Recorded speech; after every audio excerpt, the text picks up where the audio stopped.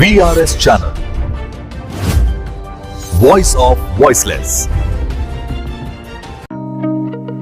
Welcome to VRS channel. తెలంగాణలో municipal ఎన్నికల ప్రచారం జోరుగా కొనసాగుతున్నాయి. అభ్యర్థులు హామీలు ఇవ్వడంలో అస్సలు తగ్గట్లేదు.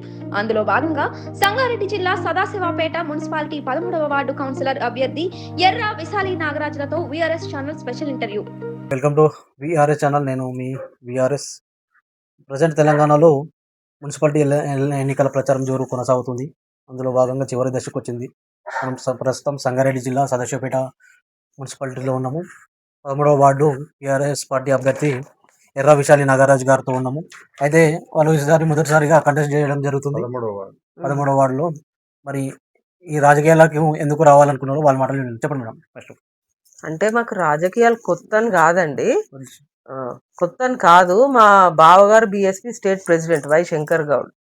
అండ్ ఇంకోటి ఏంటంటే మేము మొదటి నుంచి రాజకీయాలతో టచ్ ఉన్నాం. కాకపోతే ఈసారి ఎమ్మెల్యే గారు చింత ప్రభాకర్ అన్న గారి అంటే చింత ప్రభాకర్ అన్న గారి ఎంకరేజ్మెంట్తో మాకు అవకాశం వచ్చింది. మేము దాన్ని సద్వినియోగం చేసుకున్నాం అనమాట. ముఖ్యంగా ఇక్కడ 13వ వార్డులో ఉన్న సమస్యలు మీకు ఏమైనా అవగాహన ఉందా? ఫస్ట్ ఉన్నదండి. ఎందుకంటే అసలు ఆ వార్డులో అభివృద్ధి అంటే ఏమీ లేదండి. ఒక రోడ్స్, అది ప్రాపర్ రోడ్స్ చేయలేదు. అండ్ డ్రైనేజ్ అయితే అసలు లేదండి. మున్సిపల్ ఇప్పుడు చాలా మంది వాళ్ళు కంప్లైంట్ చేసింది ఏంది, ఇప్పుడు ఇది ఒక గల్లీ ఉంటుందండి. ఇప్పుడు ఇక్కడ మున్సిపాలిటీలో చెత్త బండి వాళ్ళు ఇక్కడ వస్తారు, కానీ ఈ గల్లీని కవర్ చేయట్లేదు. అక్కడ చాలా బిల్డింగ్స్ ఉన్నాయి, అది వాళ్ళకి ఒకటి డ్రైనేజ్ ప్రాబ్లం ఉంది, ప్లస్ శానిటేషన్, ఎవ్రీథింగ్ అండి. అసలు అక్కడ డెవలప్మెంట్ అనేదే లేదు. పెన్షన్స్ అయితే విపరీతమైన పెన్షన్ ప్రాబ్లం. ఎవరైతే అర్హులు ఉన్నారో వాళ్ళకైతే కంపల్సరీ మనం చేయాల్సిందే. లాస్ట్ మనకు ఉన్న మాజీ కౌన్సిలర్ మటుకు ఏం చెయ్యలేదండి. అక్కడ 5 ఏళ్లలో అయితే ఏమీ జరగలేదు. ఇప్పుడు నేను ఇంటరాక్ట్ అవుతున్న దాని ప్రకారం అయితే చాలా కంప్లైంట్స్ ఉన్నాయి. అదైతే మేము ఒక్కటే అండి, సింగిల్ ఎజెండా.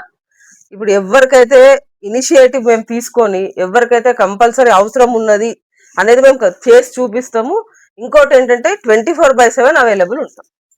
ఓకే, ప్రధానంగా మన ఎమ్మెల్యే గారు ఏ విధంగా ప్రోత్సహించడం జరిగింది అంటే, మీరు చదువుకున్నారు, ఎడ్యుకేటెడ్, ప్లస్ మహిళా ఉమెన్స్ బీసీ వచ్చింది, మనము మహిళల సహకారంతో మనం ఏం చేయగలుగుతాం అనేది ఆయన ఎక్కువ పుష్మెంట్ ఇచ్చేసి మాకు ప్రోత్సహించిండ్రండి. దాన్ని మేము ముందుకు తీసుకెళ్లి అభివృద్ధి చేసి చూపిస్తాం. వాళ్ళ సహకారం పూర్తిగా ఉంది మాకు.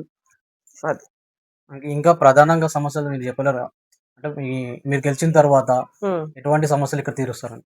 గెలిచిన తర్వాత అంటే ఆ వార్డులో మెయిన్ గా ఉన్నాయండి, డ్రైనేజ్ ప్రాపర్ గా లేదు, పెన్షన్స్, ఇళ్ల పట్టాలు, ఇంకోటి ఏంటంటే అంటే మనం రెగ్యులర్ గా కవర్ చేయాలండి. వార్డు ప్రజలు మనకు అవకాశం ఇచ్చినప్పుడు దాన్ని మనం వాళ్ళకి అందుబాటులో ఉండి వాళ్ళ సమస్యలను మనం తీర్చాలి. నాది మెయిన్ గేమ్ అంటే ఈ ప్రాబ్లమ్స్ అన్ని నేను చేయగలుగుతాను అనుకుంటున్నానండి.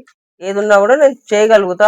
నా కౌన్సిలర్ పోస్ట్ ప్రజలు నాకు ఇస్తే నేను దానికి న్యాయం చేయగలుగుతా అనుకుంటున్నాను. అయితే ఏంటంటే అది బీఆర్ఎస్ పార్టీ అధికారంలో లేదు, కాంగ్రెస్ పార్టీ అధికారంలో ఉంది కదా. అధికారంలో లేని పార్టీ ఏ విధంగా అభివృద్ధి చేస్తుందని అవతల వాళ్ళు మీకు అనడం జరుగుతుంది. దానిపట్ల ఇప్పుడు అధికారంలో ఇప్పుడు కాంగ్రెస్ పార్టీ అధికారంలో లేనప్పుడు కూడా బీఆర్ఎస్ పార్టీ వాళ్ళకు సహకరించింది కదండి. అట్లా సహకారం లేకపోతే మన దగ్గర డెవలప్మెంట్ ఎక్కడ ఉంటుందండి? కాబట్టి నేను ఏమనుకుంటున్నానంటే వాళ్ళు కూడా మాకు సహకరిస్తారని అనుకుంటున్నాను. వాళ్ళు కోరేది కూడా డెవలప్మెంటే కదా. ఎమ్మెల్యే గారు ఉన్నారు కాబట్టి ప్రతిదీ ఖచ్చితంగా అవుతుందండి. జగ్గారెడ్డి గారు ప్రతి వార్డుకి 8 కోట్లు ప్రకటించడం జరిగింది. అది మీకు ఏమైనా మేనేజ్ చేసే అవకాశం ఉందనుకుంటున్నారు? అట్లా అనుకోవట్లేదండి, చూద్దాం. మరి రాజకీయాలు అంత దాకా డౌన్కి వెళ్ళాయని అనుకుంటున్నాను. వాళ్ళు కూడా ప్రజల్ని ఇప్పుడు మా ఎమ్మెల్యే గారు కూడా ముందుండి చేస్తారు కదండి. ఇప్పుడు తను ఒక రెస్పాన్సిబుల్ ఎమ్మెల్యే, వాళ్ళైతే పోనీయరు కదా. వాడికి ఏది కావాలో అదైతే వాళ్ళు పట్టుబట్టి తెచ్చుకుంటారు కదా. అంత నమ్మకం అయితే ఉందండి. మేము అట్లా ఏం చేయడం అయితే జరగదు. ఓకే, ఇంతకు ముందు మీరు ఏమైనా రాజకీయంగా పోస్టులు చేసినా? ఏం లేదండి, ఇది ఫస్ట్ టైం మాకు. ఎమ్మెల్యే ప్రభాకర్ గారు మిమ్మల్ని ఏ విధంగా నమ్మి ఇవ్వడం జరిగింది? అంటే ఇప్పుడు మేము పాలిటిక్స్ లోనే కాదండి, మా husband advocate Nagaraj Goud advocate అండి, మా బాబు సంక్షయ్ అడ్వకేట్, పెద్ద బాబు, చిన్న బాబు డాక్టర్. మేము ఎవరైతే నీడీ పీపుల్ ఉన్నారో మేము వాళ్ళకి వితౌట్ ఇదంటే ఫస్ట్ టైం మాకు పాలిటిక్స్. ఇప్పటి వరకు మాతోటి మేము ఎంత చేయగలుగుతామో అవసరం ఉన్న వాళ్ళకి చాలా చేసినామండి. మాకు ఆ సేవాభావం ఉంది కాబట్టి మమ్మల్ని అర్థం చేసుకొని వాళ్ళు మాకు ఎమ్మెల్యే గారు సహకరిస్తున్నారు. ఇప్పుడు మీ గెలుపుకు మన అడ్వకేట్ సేవలు ఏమైనా ఉపయోగపడతాయి అనుకుంటారా? ఖచ్చితంగా అండి. ఎవరికైతే లీగల్ గా ఏదైతే అవసరం ఉంటుందో అది మేము ముందుండి చేస్తాం. ఇప్పుడు భయపెట్టే రాజకీయాలు నడవేయండి. ఒక్కటి స్పష్టంగా నేను చెప్పదలుచుకున్నది ఏంటి, ప్రజలు కూడా ధైర్యంగా ఉండాలి. వార్డు ప్రజలు కూడా ధైర్యంగా ఉండాలి. ఎవరో ఏదో భయపెట్టిస్తుండ్రు, ఎవరో ఏదో మాట్లాడుతుండ్రు అన్నది వాళ్ళకి అంత ఇంపార్టెన్స్ ఇవ్వాల్సిన అవసరం లేదు. ఇది మనము డెమోక్రసీ అండి, ఇది డెమోక్రసీ కంట్రీ అండి. ఇది ఏం రౌడీ రాజ్యం కాదు కదా. డబ్బులది పొగరు చూయించొద్దు. ఎవరితో పెట్టి ఏదో అన్ని బెదిరింపులకు పాల్పడొద్దు. ఫేర్ అండ్ ట్రూ ఎలక్షన్స్ కి పోవాలి.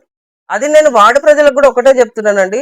ఎవరో ఏదో చెప్తున్నారని నమ్మకండి. మీరు న్యాయంగా మీకు మనసుకు తోచింది ఎలిజిబుల్ క్యాండిడేట్ ని ఎన్నుకోండి. మీరు 10 ఏళ్ల నుంచి మీకు ఏం చేసిండ్రు అభివృద్ధి అనేది మీరు ఆలోచన చేసుకోవాలి. దాన్ని బట్టి ప్రజలు మార్పు కోరుకోవాలని నేను కోరుతున్నానండి. వార్డు ప్రజలు ఈసారి ఖచ్చితంగా మార్పు కోరుకోవాలని నేను కోరుకుంటున్నాను. మీరు చెప్పండి సార్, మొదటిసారి కంటెస్ట్ చేస్తున్నారు, మీరు ఏ విధంగా అనుకుంటున్నారు? మేము మొదటిసారి ఏంటంటే ఈ అవకాశం మాకు గతంగానే మాకు ఎన్నోసార్లు వచ్చింది. వేరే పార్టీస్ కూడా మాకు అడిగిండ్రు. మేము దానికి అప్పుడు స్పందించలేదు. ఈసారి ఏంటంటే మాది కూడా పొలిటికల్ ఫ్యామిలీ. మా ఓన్ బ్రదర్ రవిశంకర్ గౌడ్ అని ఉండే, ఆయన Bahujan Samaj party state president గా చేసిండు ఒక 15 సంవత్సరాలు. ఇక్కడ ఈ సంగారెడ్డి కాన్స్టిట్యున్సీ కానీ మెదక్ కాన్స్టిట్యున్సీగా ఎంపీగా పోటీ చేసిండు. ఆయనతో పాటు మేము కొంత కాలం తిరిగినాం. కాకపోతే ఏంటంటే ఆయన మా గతించిన తర్వాత మేము పాలిటిక్స్ లో మేము ఎంటర్ కాలేదు. ఈసారి ఏంటంటే ఒక అవకాశం, నేను కూడా I was student leader Hyderabad లో సిటీ కాలేజ్లో. I was joint secretary. తర్వాత సంగారెడ్డి బార్ అసోసియేషన్ లో కూడా నేను I was the vice president of the bar association సంగారెడ్డిలో చేశాను. నాకేంటంటే సోషల్ యాక్టివిటీస్, నేను రోటరీ క్లబ్ మెంబర్ను, సదాశివపేట మెంబర్ను. మేము కూడా ఈ రోటరీ క్లబ్ 4 months బ్యాక్ మేము ఒక మెడికల్ క్యాంప్ పెట్టాము. ఆ క్యాంప్ లో మా బ్రదర్ డాక్టర్ శివకుమార్ అని కార్డియాలజిస్ట్ మహావీర్ హాస్పిటల్ ఆధ్వర్యంలో, మిగతా వేరే బృందంతో మా కొడుకు కూడా మెడికల్ స్టూడెంట్ కాలేజ్ నుంచి కూడా ఒక 15 మంది మెడికల్ స్టూడెంట్స్ వచ్చి అక్కడ రవీంద్రనాథ స్కూల్లో free medical camp rotary club ఆధ్వర్యంలో కూడా మేము అక్కడ నిర్వహించినాం. దానికి మంచి స్పందన వచ్చింది. అదేవిధంగా మేము సోషల్ యాక్టివిటీస్ ఏదైనా ఈ అవకాశం, ఎందుకంటే మన చింత ప్రభాకర్ గారు లోకల్గా డిడిగా నాగేష్ కానీ ఇతర నాయకులు, పార్టీ నాయకులు, మాకు ఏంటంటే బీసీ రిజర్వేషన్ మహిళ వచ్చింది కాబట్టి వాళ్ళు మాకు అవకాశం వచ్చింది కాబట్టి మేము ప్రజెంట్గా లోకల్ ప్రాబ్లమ్స్ మీద కాన్సన్ట్రేట్, ఏం ప్రాబ్లమ్స్ ఉన్నాయి ఐడెంటిఫై చేసినాము, ఇల్లు తిరిగినాము, వాళ్ళ ప్రాబ్లమ్స్ మేము ఐడెంటిఫై చేసుకున్నాం. మాకు మంచిగా స్పందన ఇచ్చి మాకు ఓటు ఇచ్చి మా కౌన్సిలర్ ఎన్నుకుంటే మేము వాళ్ళకు ఎన్నుకుంటే మేము వాళ్ళ ప్రాబ్లమ్స్ తీర్చడానికి మేము సర్వ విధాలుగా 24/7 మేము రెడీగా ఉన్నాం. మాకు లీగల్గా ఏ ప్రాబ్లమ్స్ వచ్చినా మమ్మల్ని కన్సల్ట్ చేయమనండి. మేము ఫ్రీ లీగల్ క్యాంప్ కూడా పెట్టడానికి కూడా మేము ముందు పోతాం.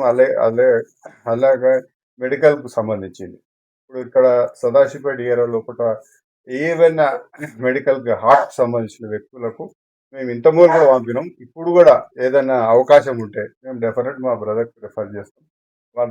వాళ్ళకి సూచనలు కూడా మా బ్రదర్తో ఇప్పిస్తాం. ట్రీట్మెంట్ కూడా వాళ్ళకు డిస్కౌంట్ రూపకంగా చేయడానికి మేము సర్వసిద్ధంగా ఉన్నాం. ఓకే మేడం, మీరు చెప్పండి, మీరు ప్రచారానికి వెళ్తుంటే వార్డు ప్రజల స్పందన ఏ విధంగా ఉంది?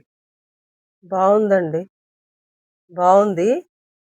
పబ్లిక్ చాలా బాగుందండి, అంతకంటే ఎక్కువ చెప్పలేదు. బాగుంది. ఓకే, చివరిగా ఈ వీడియో చూస్తున్న మీ వార్డు ప్రజలు వీడియో చూస్తే కనుక చివరిగా మీరు చెప్పే విషయాలేంటి? ఒక్కటే కోరుతున్నానండి, వాళ్ళు మార్పు కోరుకోవాలి.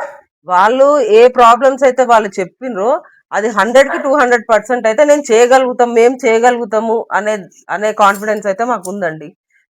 వాళ్ళు ఖచ్చితంగా గెలిపిస్తారని నేను అనుకుంటున్నాను. 13వ వార్డు ప్రజలు చాలా మంచి ప్రజలండి. వాళ్ళు చాలా డిగ్నిఫైడ్ పీపుల్ ఉన్నారు. వాళ్ళు మంచి ఆలోచనతోటి ఈసారి మాకు ఖచ్చితంగా ఓటేసి గెలిపించాలని కోరుకుంటున్నాను.